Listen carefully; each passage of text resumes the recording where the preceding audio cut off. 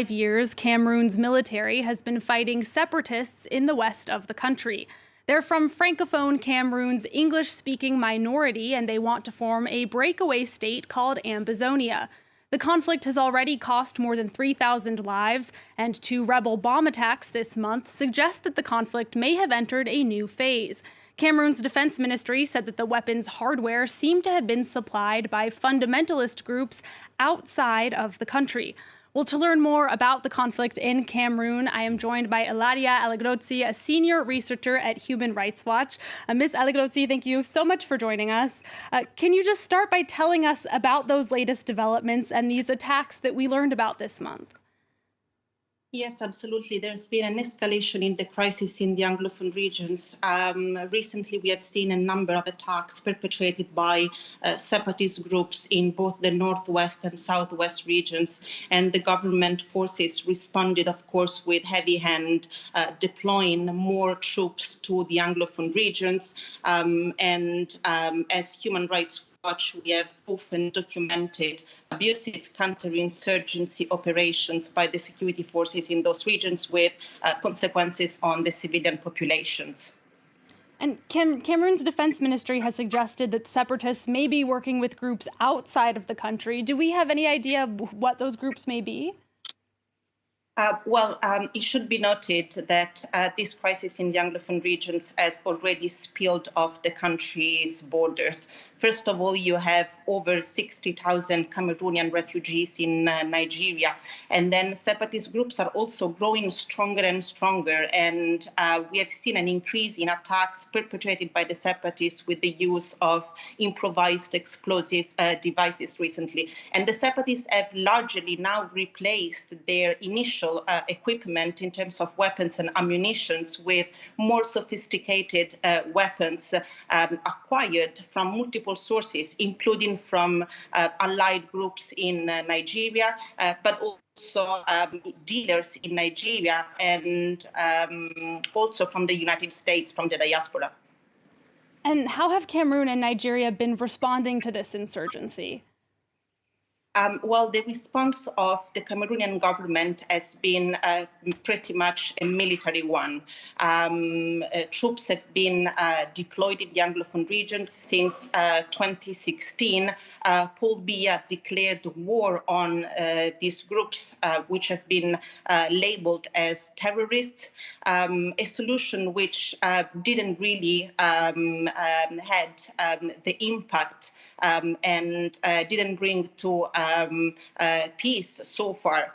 And that's why we believe that for a lasting solution in the Anglophone regions, the response should instead focus on dialogue and also some justice and accountability for crimes perpetrated by both sides in the Anglophone regions. And have there been any regional or international groups supporting your calls for that dialogue? The response of the international community came late, only a couple of years after the crisis started. And we have reiterated our call for the international community to, first of all, press the government to find a peaceful solution, to discipline also the security forces while conducting counterinsurgency operation. And we have seen calls also from the UN Secretary General, which are very welcome. But more needs to be done to ensure that there's a political commitment to end this crisis.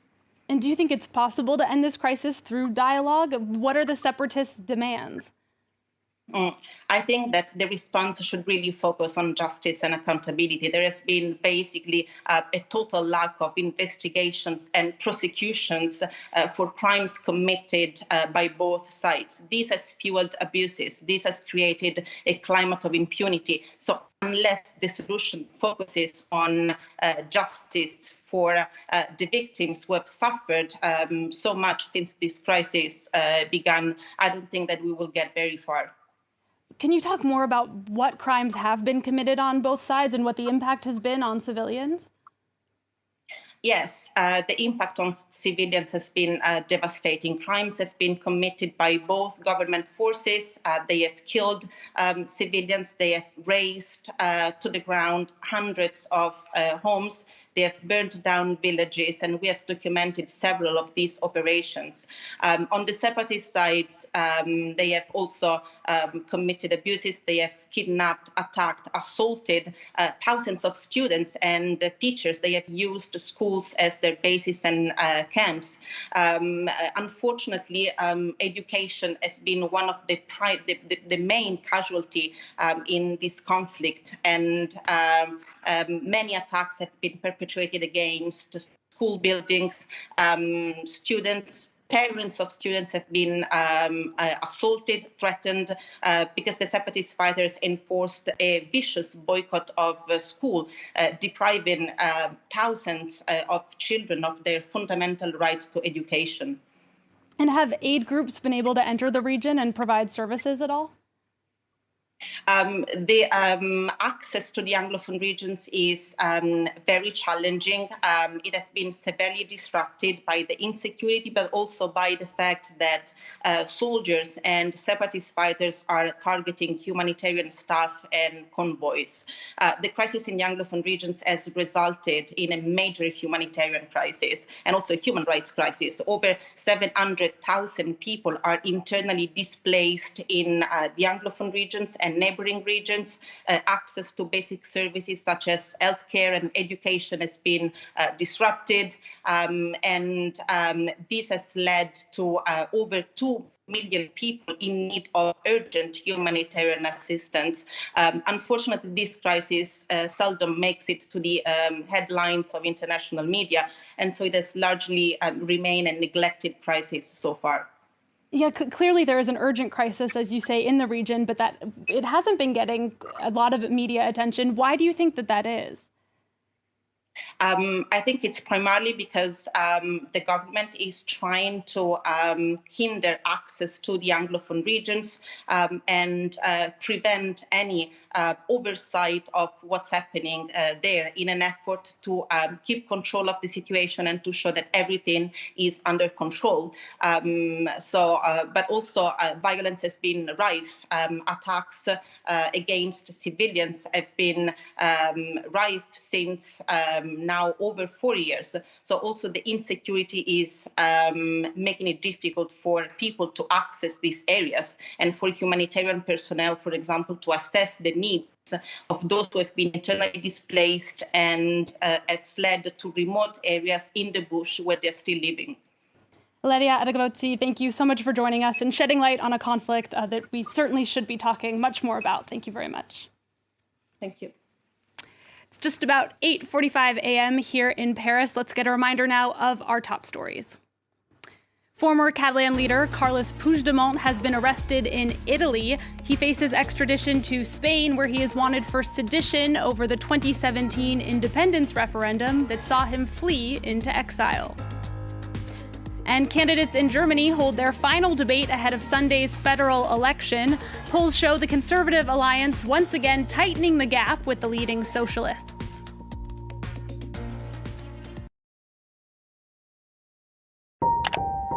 On Sunday, 6 November 2022, Cameroon's 89-year-old President Paul Biya marked 40 years in power, becoming one of the world's longest-serving leaders. The nearly 90-year-old autocrat has uninterruptedly ruled Cameroon since being sworn in for the first time on 6 November 1982, following the resignation of the country's first post-independence president, Amadou Ahidjo. After the fall of Zimbabwe's Robert Mugabe in 2017, Paul Biya became Africa's oldest president and its longest-serving after Equatorial Guinea's Teodoro Obiang Nguema Basogo, who seized power in 1979. Human rights groups have accused him of brazen strongman tactics, including torture and intimidation of his opponents. In this episode of African Biographics, we look at the rise to power of Cameroon's strongman Paul Biya and how he has managed to hold on to power for so long. Paul Biya was born in 1933 in the southern Cameroonian village of Mvomeka. His parents were not wealthy, but his small village was a surprising springboard for his accomplishments in life. At 7 years old, his parents sent him to the Catholic mission, which was approximately 50 kilometers from his home. One of Biya's French tutors there found his work as being excellent and determined that the young boy should become a priest. When he was 14 years old, he was admitted to Biya and Akono Junior Seminaries run by the Center Spirit Catholic Fathers. As for Cameroon itself, the nation was a German colony from 1884 to February 1916, when the Germans were defeated and ousted from the territory during the First World War by joint Anglo-French and Belgian forces. Britain and France decided to divide the country to permit each of them to administer their own territory separately. This meant that the legal, educational, monetary, and even political arrangements were significantly different in the two territories. Meanwhile, young Paul Biya's future was brightened further when he gained admission to the Lycée Le Dere in Yaoundé, Cameroon's capital. Lycée Le Dere was French Cameroon's most prestigious high school. At the Lycée, Paul Biya studied Latin, Greek, and philosophy. His excellent work in secondary school allowed him to study at the University of Paris, where he focused on law and political science. He received his law degree in 1960, and after graduation, Paul lived in France and studied public law at the Institute of Overseas Studies. Meanwhile, the territory administered by France, French Cameroon, got its independence on 1 January 1960 as the Republic of Cameroon. The territories of Cameroon that were administered by Britain, British Southern Cameroon and British Northern Cameroon, which were semi-independent territories administered as part of Nigeria, were to decide through a plebiscite to get their full independence by either joining Nigeria or French Cameroon. British Northern Cameroon voted to join independent Nigeria, while British Southern Cameroon voted to gain independence by joining the already independent Republic of Cameroon. British Southern Cameroon and the Republic of Cameroon agreed on a two-state federation and drew up a federal constitution that effectively guaranteed independent administration of the states under a central federal authority. The federal constitution came into force on 1 October 1961 and the entity became the Federal Republic of Cameroon. Amadou Ahidjo was the first president of the Federal Republic of Cameroon, and his party, the Cameroon National Union, the CNU, won a majority in parliament. So the new federation was born. However, this was a troubled marriage from the onset. In 1972, Amadou Ahidjo changed the federal structure of the country in favor of a unitary state called the United Republic of Cameroon. This was not well received by the people of what was once called British Southern Cameroon, aka the Anglophones. Also at the time, for more than 2 decades as president, Amadou Ahidjo managed to create a system of government that served his vision of the Cameroon nation. This vision was a single-party state with a strong presidential system that virtually gave him complete control of all the state's institutions. President Amadou Ahidjo also built an extensive network of loyalists through a complex patronage system that gave him complete control over the appointment of top administrative and party officials. Consequently, all of them owed their allegiance to him. This was the nation to which Paul Biya returned in 1962 to begin his quiet ascension to the upper echelons of power. When Paul Biya returned to Cameroon, he got a job in the government and was put in charge of the Department of Foreign Development Aid. That position reported directly to President Ahidjo and also gave the young Paul Biya experience in financial management on an international scale.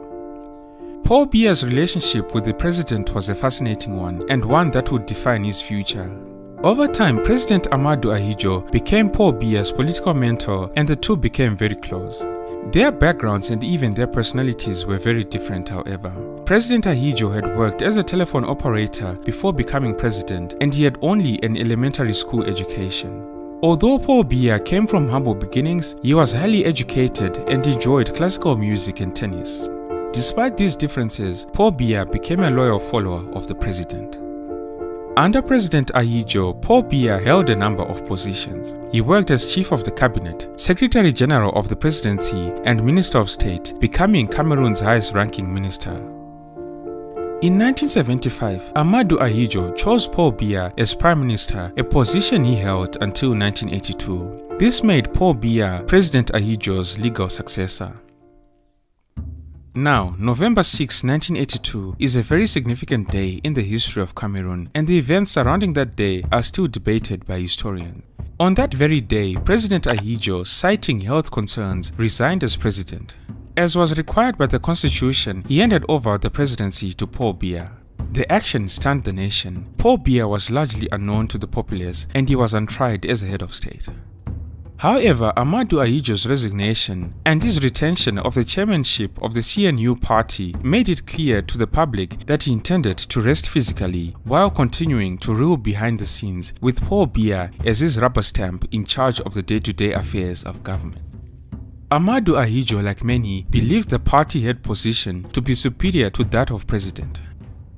Since the presidency had become his personal estate, Amadou Ahidjo was under the impression that he could return to office after his medical treatment, and his choice of Paul Biya was informed by his belief that Paul Biya was the least ambitious and most docile of his collaborators. He also believed that Paul Biya could be easily controlled even from the hospital bed. As it turned out, both Ahidjo and the people underestimated the quiet and humble Paul Biya. Paul Biya methodically began to assert himself, stamping his image on the nation's life and institutions. He reshuffled the old cabinet in June of 1983, and this action left the former President Ahidjo angered and frustrated because he had not been consulted. In August of 1983, a coup attempt against Paul Biya was seen as an effort by Ahidjo to regain power and influence. This failed coup d'etat resulted in Ahidjo's forced resignation from the party chairmanship and his exile to France. A month after the coup attempt, Paul Biya convened an emergency party congress in Yaoundé and was elected party chairman. Paul Biya then called for a presidential election in January of 1984, 1 year ahead of schedule. He emerged from that election as president of the republic, leaving behind the stigma of being called Ahidjo's president. But more drama was to ensue in the early days of Paul Biya's presidency. In early 1984, Paul Biya announced that he would soon rotate the Republican Guard in charge of presidential security. The Republican Guard was a paramilitary body that Amadou Ahidjo had created to protect himself, and one that was apparently better trained and equipped than the country's armed forces. Most members of the Palace Republican Guard came from Ahidjo's stronghold in the north. Amazingly, after the decree by Paul Biya, the Guard did not voice dissatisfaction with the impending reshuffle. However, a deadly coup occurred in April of 1984 when members of this presidential guard tried to capture the presidential palace. This was on 6 April 1984. On this day, the Republican Guard seized the presidential palace with tanks and heavy fire. They occupied the Yaoundé airport and captured the national radio station, which began playing martial music. The rebels immediately sealed off the army unit responsible for the defense of the capital. However, the rebel leaders misjudged the situation. First, by a trick of radio managers, their broadcast was heard only in Yaoundé and not in the provinces of the country. Secondly, as he was hiding in the palace bunker, President Paul Biya was able to communicate with the armed forces. And so the Yaoundé unit, or those around it, decided to fight for the president rather than join the rebellion. On April 7, after fierce fighting in the capital, the Armed Forces Minister declared the rebels defeated and asked them to surrender. The Republican Guard, however, continued to fight until April 9, when they were completely obliterated. The attempted coup of 1984 was one of the bloodiest yet seen in Africa, causing the death of more than 1,000 people, mostly civilians who were caught in the crossfire. Fortunately for the president, the attempted coup d'etat displeased the overwhelming majority of the Cameroonian people. Cameroonians were full of praise for the country's armed forces. The president's popularity began to soar. Interviewed from exile during the attempted coup, Amadou Ahidjo denied any involvement in the coup d'etat. Nonetheless, the military tribunal implicated him in the plot and sentenced him to death in absentia. But this coup attempt left a psychological mark on Paul Biya. Thereafter, unscripted public appearances became a rarity, and when Paul Biya's motorcade passed through the streets of the capital, crowds were kept at a distance. Now fully in charge of the nation, Paul Biya moved quickly to revitalize the country's institutions, imposing his image on national life and institutionalize what became known as his New Deal concept for Cameroon. The guidelines of this New Deal policy were political liberalization, rigor and moralization, as well as national integration. This New Deal was intended to bring about a Cameroon that was characterized by a larger degree of individual liberty and freer exchange of ideas, judicious and stringent management of public affairs, transparency and public accountability by government officials, as well as total absence of ethno-regional favoritism. President Paul Biya was seen as a breath of fresh air, and he stepped in saying the right things to different groups. He visited the nation's Anglophone regions, spoke in English, and even referred to Bamenda, a major city in the northwest region, as his second home. It was a marked difference from his predecessor, whose policies severely undermined English as a major part of the nation's bilingualism. And indeed, there was some measure of success during the early part of his rule. As I alluded to, during Ahidjo's administration, a virtual police state had existed in Cameroon, which severely limited political activities, including free speech and opinions, especially if they ran contrary to government policies. Now, President Paul Biya was promising an end to this and many other restrictions. For instance, in 1985, he had introduced a series of measures allowing greater individual and political freedom.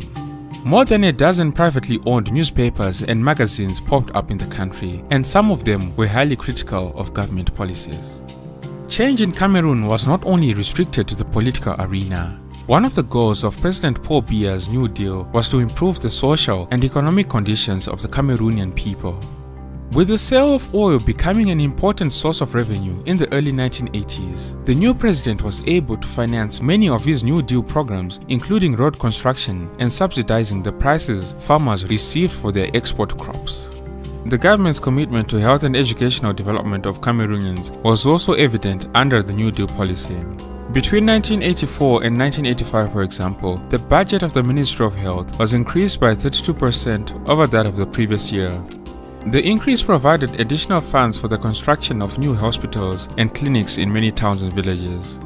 In March of 1985, Paul Biya revitalized the CNU party during a memorable congress that was held in Bamenda. The party structures were reorganized and the party was renamed the Cameroon People's Democratic Movement, the CPDM. Paul Biya also encouraged his countrymen to develop interest in politics and to freely air out their views.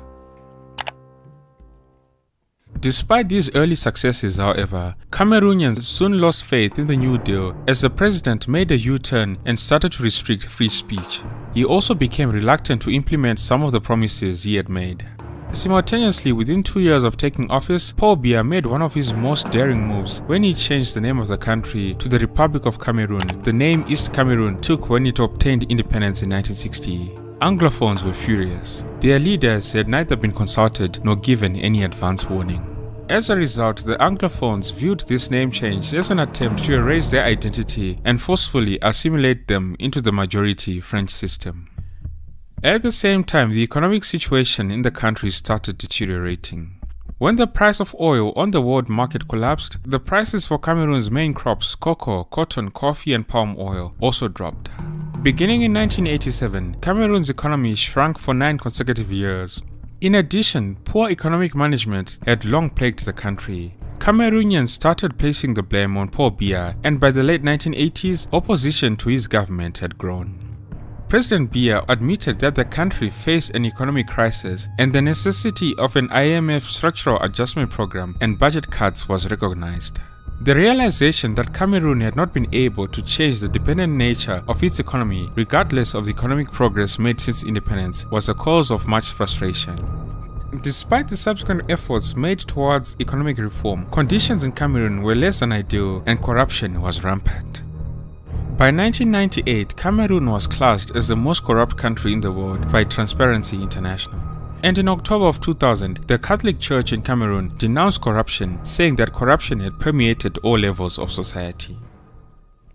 In the late 1980s, a movement was sweeping Africa to allow for multi-party democracies. Against this backdrop, people also started calling for change in the political landscape of Cameroon. And so in 1989, an attorney by the name Yondo Black formed a new major political party, initiating a significant change in the national political climate towards support for a multi-party system in Cameroon. In 1990, Yondo Black and his fellow political organizers were arrested and charged with destabilizing the government and encouraging ethnic tension. In May of that year, spurred by Yondo Black's arrest, another opposition leader, John Frundi, formed a political party called the Social Democratic Front, the SDF. John Frundi, who was a bookshop owner by profession, was to achieve great popularity among the urban masses because of his courage and populist style of leadership. Unfortunately, Paul Biya's government used violent force to break up the SDF's first public rally in Bamenda, and between 4 and 12 people were killed in this rally. In the aftermath, the state-controlled media tried to deny the government's responsibility for this bloody event, and they also started distorting the facts. Anglophone students at the University of Yaoundé, who demonstrated the same day in support of the SDF and political liberalization, were falsely accused by the regime of having marched in favor of the reintegration of Anglophone Cameroon into Nigeria and having sung the national anthem as well as hoisting the Nigerian flag. Leading members of Paul Biya's party strongly condemned the Anglophones for this treacherous action. 1991 was an equally turbulent year in Cameroon. In April, tensions between opposition groups and the government grew. Between April 10 and April 15, 8 pro-democracy demonstrators were killed and several others were wounded. In retaliation, on 25 June, the opposition groups declared a mass general strike across Cameroon under the name Operation Ghost Town. The aim of the operation was to shut down the function of nearly every city in the country. The opposition intended to paralyze the national economy and cut off support for the civil servants of the government. They wanted to end the reign of Paul Biya and to establish democratic procedures for subsequent elections. In response to the strike, the government established operation commanders whose purpose was to reestablish public order. The commanders were sent to 7 of the 10 provinces to exercise control, and for several months the commanders used excessive physical force against the protesters. At the same time, the government began an extensive crackdown on the national press. Paul Biya's administration established the new censorship authority to monitor the content of the press. Independent newspapers were confiscated. In response, on 4 September 1991, dozens of independent journalists staged a peaceful march to protest newspaper bans. Several journalists were injured when security forces confronted them, and nearly 40 were detained. By October, however, the strain of the strike began to weigh too heavily on the opposition forces and the strikers of Cameroon. Businesses were unable to endure financially, and people were struggling without access to goods and services. The government's ability to maintain at least the image of control during the strike was the main asset that allowed them to wait out the strike. There was no threat of military insubordination, and the government was receiving significant financial support from outside the country.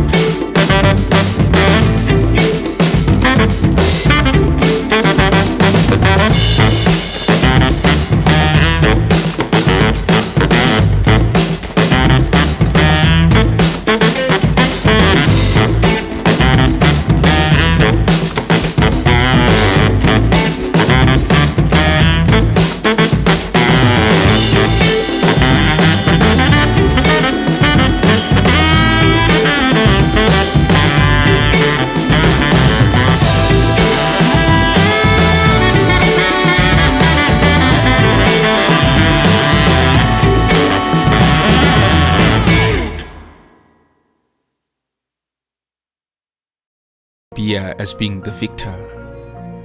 Even though many people suspected these elections were fraudulent, the president was supported by the former colonial of power, France, which continued to be involved in the country through cooperation agreements. France therefore had a big interest in supporting Paul Biya to make sure its economic interests in the country would not be threatened. Eventually, the free resources that stemmed from foreign aid gave Paul Biya the means necessary to ensure his position in office in this time of great political and economic upheaval. Despite the myriad of challenges facing him, Paul Biya managed to hold on to power using underhand maneuvers. His rule was extended with victories in the multi-party elections held in 1997 and 2004. The presidential term had also been extended, first to 5 and then later to 7 years. These elections were marred by irregularities, although the 2004 election experienced fewer problems than the others and was generally viewed as free and fair. In 2007, Paul Biya announced his plan to revise the constitution, where the biggest change was eliminating the limit of 2 presidential mandates.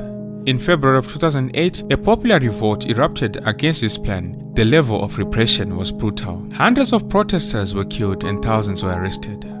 However, in April of that year, the National Assembly passed a controversial constitutional amendment abolishing presidential term limits, thereby providing Paul Biya with the option to run again in the future, in which he did in the year 2011. In October 2018, Paul Biya won a 7th term in a vote that was marked by low turnout and voter intimidation.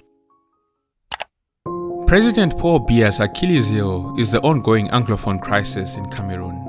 Since independence, the Anglophones have staged several protests against perceived unfair economic and institutional discrimination, marginalization, and inequality in the appointment of public administrators. This has often caused a periodic outburst of violence, especially when government forces attempt to repress protesters. For instance, in October 2016, lawyers went on strike in an effort to force the government to stop appointing Francophone magistrates who spoke no English and had no training in common law to preside over courts in the Anglophone regions. During peaceful demonstrations in the cities of Bamenda and Biya, the lawyers were roughly manhandled by government security forces. Teachers soon came out in support of the lawyers. The teachers wanted the government to stop posting Francophone teachers who spoke no English to teach subjects other than French in Anglophone schools. Since then, there have been violent armed confrontations between the secessionist groups and the regular military. The United Nations say that the rebel conflict has killed more than 3,000 people and displaced more than 500,000 since fighting broke out in 2017. Civilians, particularly public service personnel and traditional leaders, are often targeted by both sides. The Anglophone crisis has been a true test of Paul Biya's leadership, and unfortunately, the octogenarian hasn't risen to the occasion, to say the least. Cameroon is in a state of deep crisis. Many commentators and critics say that Paul Biya's extraordinary political longevity can be ascribed to a mixture of astuteness and ruthlessness. Paul Biya has a close-knit group of loyalists who hold key positions and crushes or sidelines opponents and rivals. Many analysts also point to the role that corruption has played in entrenching Paul Biya's regime, with the spoils of this corruption allegedly going to his allies in government, the security forces, and Paul Biya's family. Meanwhile, Paul Biya has also been accused of being the absent president.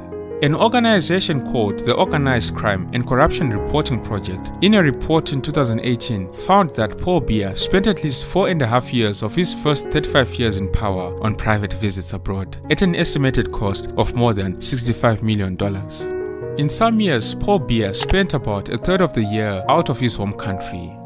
The vast majority of these trips are to Geneva, Switzerland, where Paul Biya frequents the 5-star Intercontinental Hotel, accompanied by his wife and a cabal of up to 50 people, often with government jobs. This is while, according to the United Nations, then the moment has come to demonstrate it. Again, the subject of the message I bring to you today is, if truly Ambazonians are angry over the pogroms, the genocide that the French Cameroon government in that damn country has meted upon our people, then this is the time, this is the moment to demonstrate that anger. Today is Saturday, December the 10th. In the year of our Lord, 2022, I am Chris Anu, your comrade in arms for a free and independent Southern Cameroon's Ambazonia. Fellow Ambazonians, it is now no news at all, that the vegetable that has ruled Cameroon for the past 40 years is in Washington, D.C. I am referring to Paul Biya, the man who unleashed his army to butcher our people for the past 6 years in the southern Cameroons. Paul Biya is in Washington, D.C. That is an affront to all of us. A few days ago, we called for a rally On Thursday, ladies and gentlemen, on Wednesday, December the 14th. We didn't know then that Paul Biya will be descending on Washington, D.C. And if Paul Biya will leave that damn country to travel all the way to Washington, D.C. to lobby Washington to continue the crucifixion, the killings, the pogroms on our people, how much more about you living anywhere in the USA to rally in Washington, D.C. for a 1 million man protest, a 1 million man demonstration against the presence of Paul Biya in Washington, D.C. Fellow Ambazonians recall that Donald Trump refused to invite Paul Biya into America. But the current administration has invited him as if nothing is happening. Nothing, zero is happening in Ambazonia. And yet we all know that Paul Biya has killed close to 40,000 of our people, burned down over 400 settlements, and sent close to 300,000 of our own into refugee territories. And I cannot even talk about the internally displaced and every other thing else. These killings and displays and burnings have affected every one of us.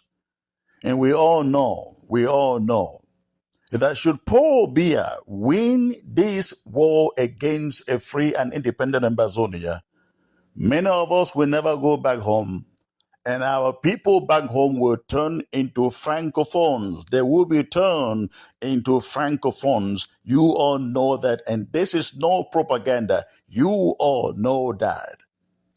This appearance in Washington, D.C. of Paul Biya, therefore, calls upon us, come rain, come sun, come snow, to show up in our numbers, to march on Washington, demonstrate in Washington against the presence of Paul Biya in America. Let us all come together and let Paul Biya know that in America, we have the freedoms to come out and air our minds unharassed, unarrested, unlike in this damn country where teachers protest, they are picked up and put in jail.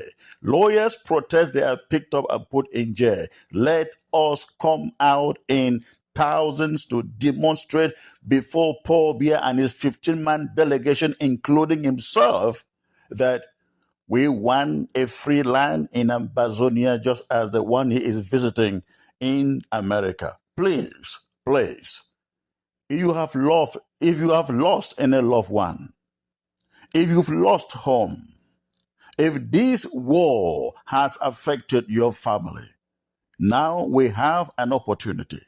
We have an opportunity to go before Paul Biya and tell him from the bottom of our heart what we are looking for, what our brothers, our sisters, our parents back home cannot tell him for fear of arrest. We can take that message to him here without any fear. And so I am calling upon every Ambazonian anywhere in the USA. If it means putting aside your job on Wednesday to meet with us in Washington, D.C., please consider doing so. Consider doing so. It is this important and critical.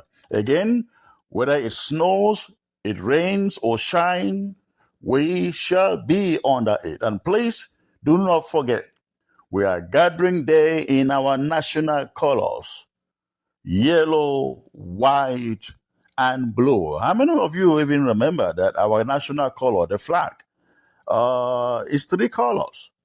The yellow, the white, and the blue. We are gathering there in our national color to protest and to send a message to the American government that Paul Biya is supposed not to be in America. He is a terrorist. He is a murderer. He is a genocide leader. Let us take that message to Washington, D.C., in that we are not, even if they arrest all of us here in the United States, we will continue to raise money to fight for our own free country.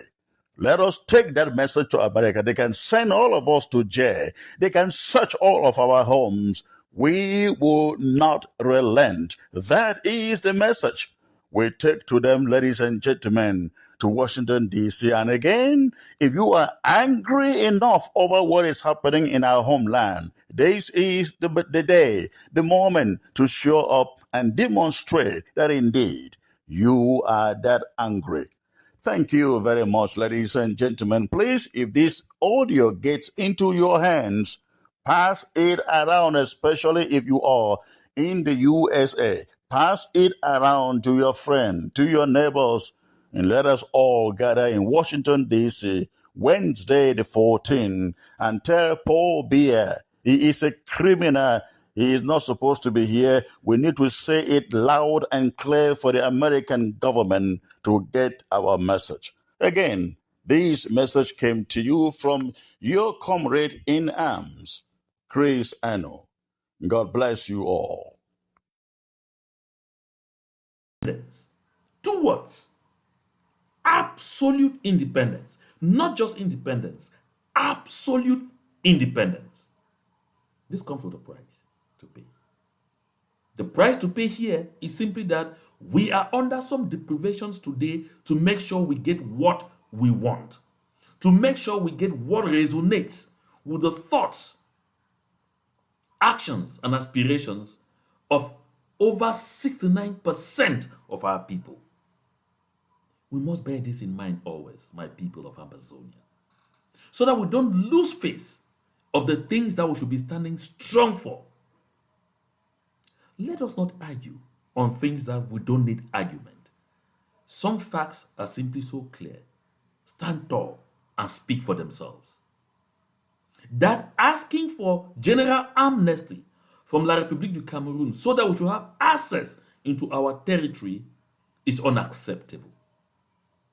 Rather than chastise Comrade Sisiku Julius Ayuk-Tabe, I believe, and this is something I've already done, and I've reached out to other to others in the leadership of our liberation movement to reach out to him, have an exchange with him so that we all carry him along. The important thing is not to chastise. The important thing is to share information. The important thing is to give and take in the marketplace of discussion, in the marketplace of ideas, so that at the end of the day, we all move in the same direction. And I know that Comrade Sisiku Julius Ayuk-Tabe has understood right now the importance of avoiding such a demand. I won't dwell on it very much. I was just saying this to say we don't need to stoke controversy even on issues that don't require or deserve to be seen as controversial. That said, my people of Ambazonia, remember that on December 14th, today is already the 9th, that is in 5 days, the countdown, 5. In 5 days, if you are based in North America, Canada, United States of America, Mexico, anywhere, mind to be in Washington, D.C. We shall be demonstrating before the State Department, and it's going to be from 10 a.m. to 5 p.m. on the 14th of December. And for those who are still doubting, Paul Biya, I've had information, is going to be in Washington, D.C. It's true that our focus is not Paul Biya, but that he is going to be there. We need to be out there to shame him before the whole wide world. I also want to take this opportunity to thank and congratulate all those who are contributing feverishly this far to the fund drive that we have set out there to hire an LED truck for this demonstration. This far, we are yet to attain our objective. At the last quotes that we've had and then the final agreement reached, we have to spend a whooping $3,200 on that, but it is worth it. And so therefore, we're still receiving funds. We need to top up this money. Quite some money is coming in. A lot of people are showing the enthusiasm that some feared had disappeared. Please arise and assist. I'm going to, below this video, at the comment section, the first comment on the comment section will be the path to contribution, either through Zelle or PayPal, to enable us to attain this lofty objective. If you can write, take it from me. The path is the email amberrelief2018@gmail.com. Amber Relief is one word. That is AMBARELIEF 2018@gmail.com. Don't tell yourself that others will complete that money and so I don't need to contribute. Even if it is your $50, your $25. I've seen some people have put in $76. Some have put in $75. Some have put in $100. Some have put $200. I think someone has even put $300. Please. I'm particularly touched and I was almost tearful when one of our comrades called me from Arizona. He told me, Mr. Akuro, I'm 77 years old. Unfortunately, I'm frail and will not be able to make it to Washington, D.C. I would have wished to do so. But I'm sending my contribution so that that LED truck with those images passing on it will represent my presence in Washington, D.C. And he asked the path and I directed him through a lot of strain. He contributed $100. I wanted to turn it down. Say, no, don't do it. You have younger brethren, even your children and grandchildren would do it. And he said, I have to rise and be counted. I was tearful, but I said, God, this is additional evidence that even those who are on their way out know the importance of us achieving this freedom for generations upon generations of Southern Cameroonians to come. My people of Ambazonian, La Republique du Cameroun in the days ahead is going to be facing a serious crunch. I talked to you about the economic malaise that is right before them. Right now that I'm talking, they are facing a lot of difficulties paying salaries for people who are collecting their salaries with vouchers. If you doubt, reach out to any treasury accountant back in that country. You confirm what I'm saying. That's why they are taking a fiscal stamp from 1,000 that is sold now to 1,500 beginning January 2023. That is why the airport tax that have been cancelled has been resumed. And this time, it's not 10,000. It's going to be, the least one is 25,000. And if you are flying first class or business class, you pay a whooping 125,000 CFA as airport tax. Even property swap is going from 500 CFA. It moved from 500 CFA just because it was just a fiscal stamp to a fiscal stamp of 1,000 CFA, and now it is 3,000. There are several other things whose prices have increased, like the cost of establishing an international passport that is going again over the roof. La République du Cameroun is basically going to be taxing people right into their marrows, to the point people are soon not going to be able to have even money to do anything for themselves or even get food in their houses because they have to pay taxes. And La République du Cameroun says they're expecting to collect 3,000 billion from Cameroonians in the form of taxes. And all that money is only going to be used for recurring expenses, not even for investment, for recurring expenses, to feed and pay for the lascivious lifestyles of the government officials.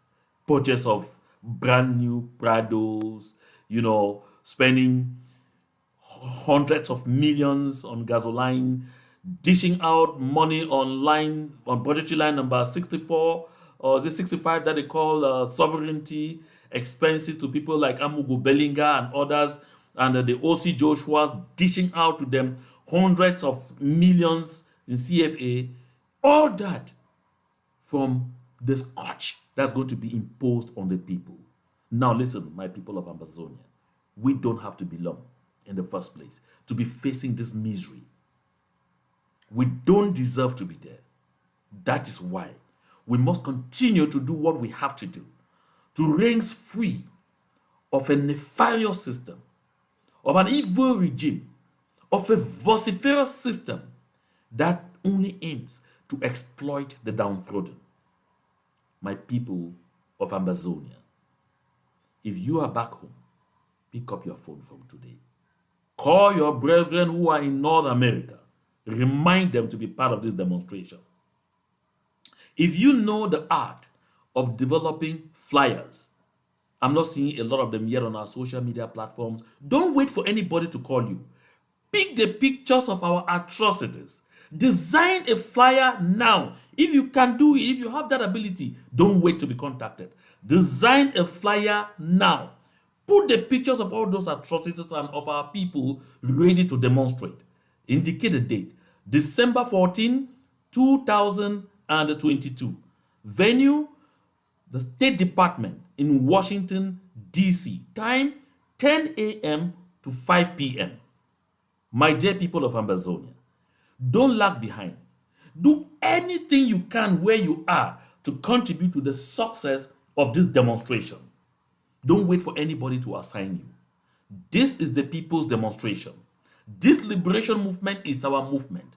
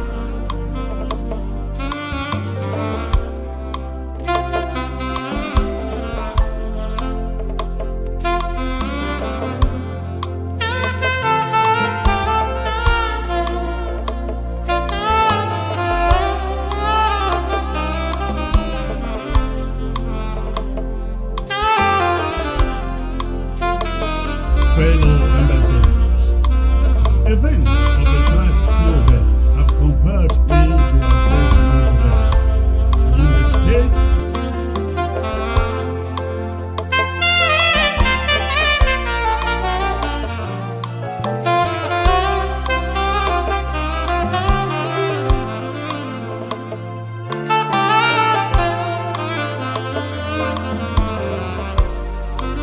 fellow Ambazonians. Events of the past few days have compelled me to address you today on the state of our fight for a free and independent Southern Cameroon.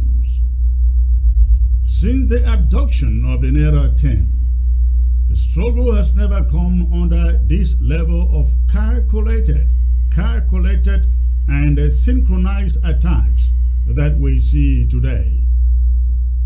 But first of all, let me remind every Ambazonian out there that we cannot be naive. We just cannot be. The attacks directed at Chris Ano are not about nor against Chris Ano.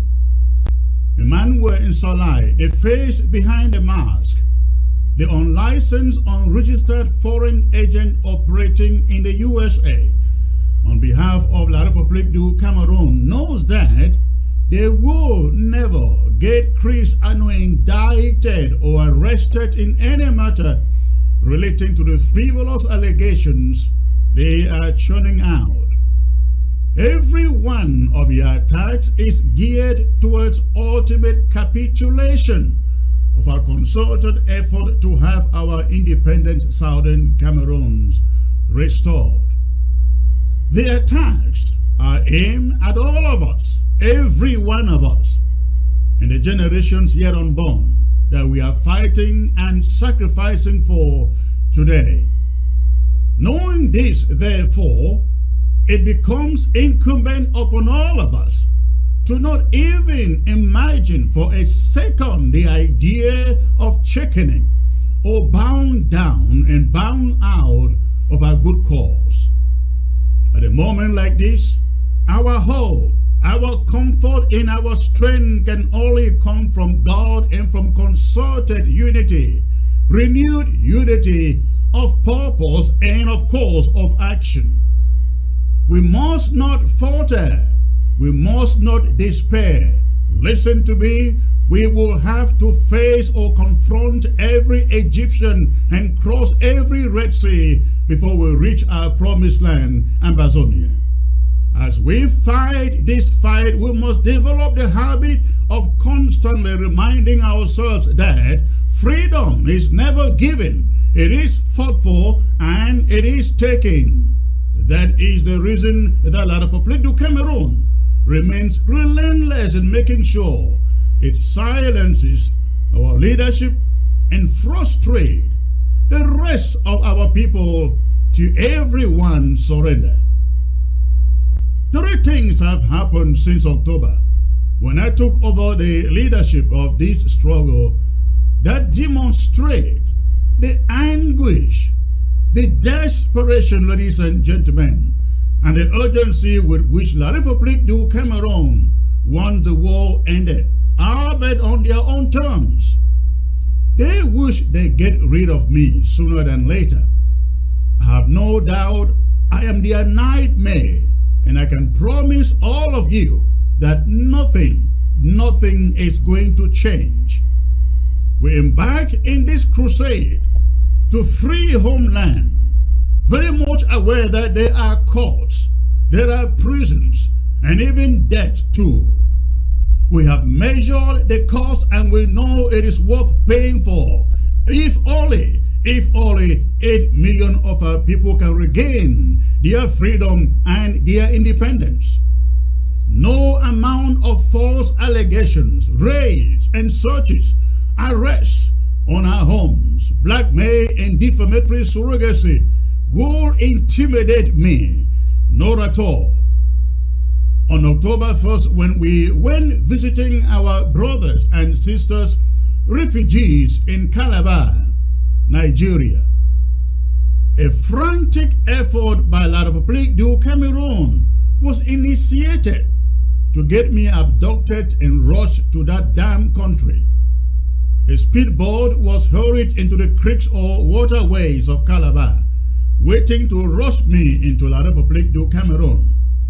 But God made it that we left the place before they started hunting for us. That plot failed. That plot failed. This month, precisely on November 17, I flew out of the USA for some meetings in Southeast Asia. Those who monitor me and send reports, perhaps, wondering what I traveled out for that far. It is my belief that they misinformed federal agents that I must have traveled to procure arms, guns, which is why I believe on November 22nd, 4 days after I traveled, a warrant for a search to be conducted in my house was issued in the South Texas District Court. The search warrant is issued on November the 22nd. I returned on the 26th, and a day after, that is on the 28th, my home is invaded and raided in search for weapons. It was such a traumatizing experience, ladies and gentlemen. The entire community was invaded with over 24 of a combined force of the police, a SWAT team, and special U.S. agents. People in the neighborhood surely thought I must either be some big-time drug pusher, busted, or a terrorist. But let me assure the enemy that the experience left no dent at all on my resolve to fight and to remain steadfast for a free and independent Southern Cameroon's Ambazonia. 3 of our comrades were picked up in New York, Minnesota, and Missouri on the same day. They were indicted the same day, and as I speak to you today, they remain behind bars. Even though they didn't belong to this interim government, we still consider them our comrades. We are united in one thing: the lofty idea of a free and independent Southern Cameroon's Ambazonia. If we need unity, it is now. This is the moment. We must fight for everyone who has proven dedication to fight for our independence, no matter the group they belong to. Yesterday, they searched my house and arrested these other 3 comrades. Tomorrow, it could be yours that they come for. Those who are in the habit of making a mockery of others and trying to score cheap political points in the social media and surrogacy in situations like this should take note. Take note. Tomorrow it may as well be your turn. This is no time for social media conspiracy and surrogacy and political squalls. It is time to stand up for our own. Remember the phrase, leave no one behind. Leave no one behind. Yes, we must not allow those 3 comrades to their own fate. Until they are judged guilty, Ambazonians must rise up from everywhere in the diaspora to secure their freedom by hiring the best attorneys to defend them. It is our responsibility. If we do not do so, and Emmanuel Salai, the Cameroon foreign agent, succeeds to throw them in jail, ladies and gentlemen, such a victory may motivate them to come after you next. And they will come after every perceived and potential threat to their one Cameroon agenda until they have succeeded to imprison all who are still standing. The other day, Cabinet held an emergency meeting and decided that we call for a massive unity rally and send a message to U.S. government authorities that the 3 Ambazonians are not criminals, they are not terrorists, and that they are freedom fighters, they are liberators. The only criminal here is Emmanuel Salai, the unlicensed foreign agent operating in the USA for La Republique du Cameroun, and for that, we go after him. On that same Tuesday, December 13, the interim government is declaring a full day lockdown of all Ambazonia as a symbolic gesture of solidarity to our comrades arrested. Ground Zero shall therefore remain locked down on Monday and Tuesday, the 12th and the 13th of December, respectively. The restoration forces shall enforce this lockdown of all Ambazonia. Let us send a strong message to Cameroon that we are not intimidated, we are not scared, we are not perturbed, and we shall never become what they want us to become. We demanded for dialogue, but they walk away from the Swiss process, and they think they can use the guns and foreign agencies to muzzle our resolve. We must deny them that route too. We must deny them. I am therefore appealing to all stakeholders and frontline leaders in this struggle, especially those with close proximity to Washington, D.C., to please be present at the Washington, D.C. rally on December 13th so we can all send a unified message to the U.S. authorities of the criminal undertakings of Cameroon agent Emmanuel Nsalai.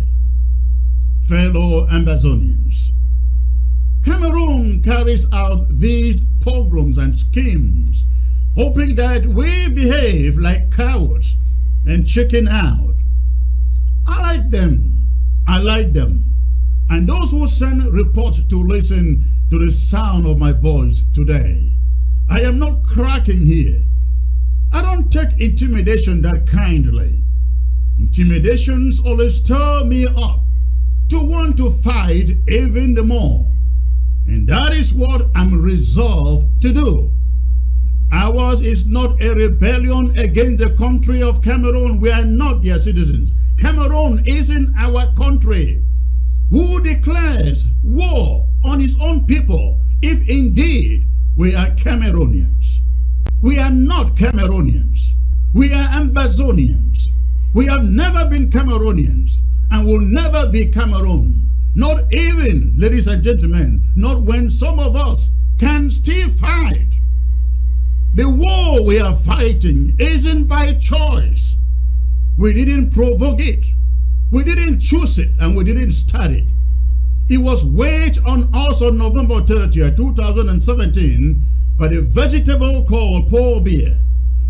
What we have done since then is defend ourselves, our people, from their invasion. At this time, nothing is going to stop us. If you have lost anything in the 6 years of this war, which I know many of you have, then you understand what I'm talking about here.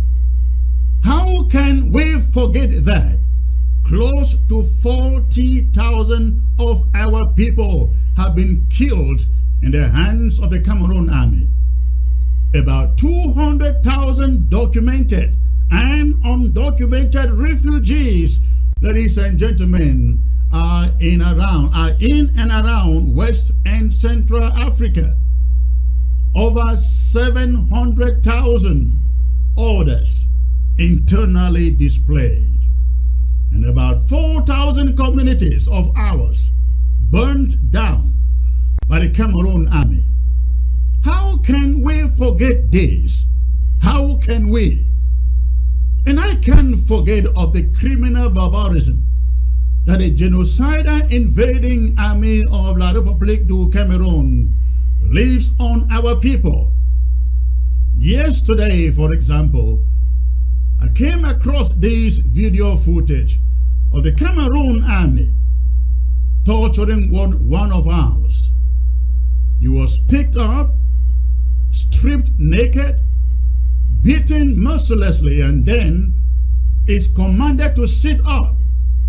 While he is sitting up, the army lighted a piece of paper and used the fire on it to begin burning the tip of the young man's penis. And the man is helpless. I just couldn't stand the sight of it. I couldn't watch the footage past this point, and I don't know what happened to him at the end of that video. But this is the kind of wickedness, barbarism, and inhumanity that people want to stop us from fighting. Bad things, they say, happen when good people do nothing. I promise you, we must take this war into Cameroon. And I'm even now more convinced we must do so, and urgently. We must do everything to give them the kind of pain they have unleashed on innocent people in our territory for the past 6 years. Comrades, this should be our common resolve. Do not say, you have given too much already. Do not be intimidated by what you see. Chickening out is a result they want to see, they want to have. But let us all disappoint them and form this war even much more than we have done in the past 6 years. Let us disappoint the Republique du Cameroun.